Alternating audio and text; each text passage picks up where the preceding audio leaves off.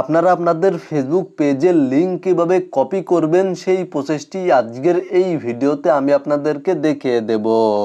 অনেক সময় দেখা যায় যে কোনো কারণে বা বন্ধুদের কাছে পাঠানোর জন্য ফেসবুক লিঙ্ক কপি করার প্রয়োজন হয়ে থাকে।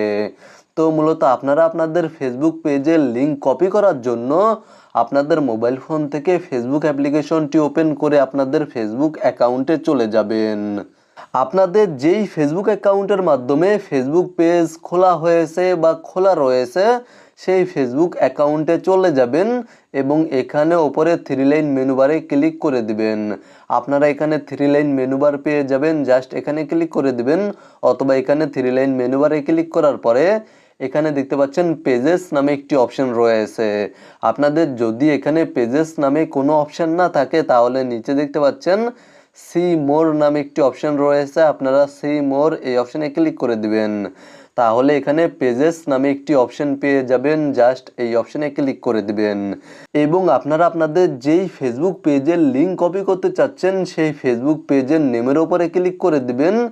দেন এখানে দেখতে পাচ্ছেন নিচে সুইচ নামে একটি অপশন শো করছে, আপনারা এখানে ক্লিক করবেন না, জাস্ট এখানে কোথাও ক্লিক করে দিবেন এবং তারপরে এখানে দেখতে পাচ্ছেন ওপরে 3 ডট রয়েছে, এখানে ক্লিক করে দিবেন।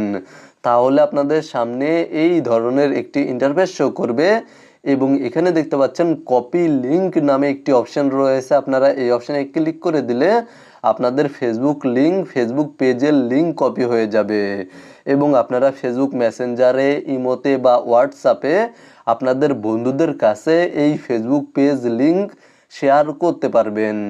জাস্ট আপনারা হোয়াটসঅ্যাপে বা মেসেঞ্জারে যাওয়ার পরে এখানে মেসেজ অপশনে ক্লিক করে দিবেন এবং এখানে ট্যাপ করে ধরবেন, দেন পেস্ট অপশনে ক্লিক করার পরে সেন্ড অপশনে ক্লিক করে দিলে ফেসবুক পেজের লিঙ্ক সেন্ড হয়ে যাবে এবং আপনাদের বন্ধুরা সরাসরি এই লিঙ্কে ক্লিক করার মাধ্যমে আপনাদের ফেসবুক পেজ পেয়ে যাবে।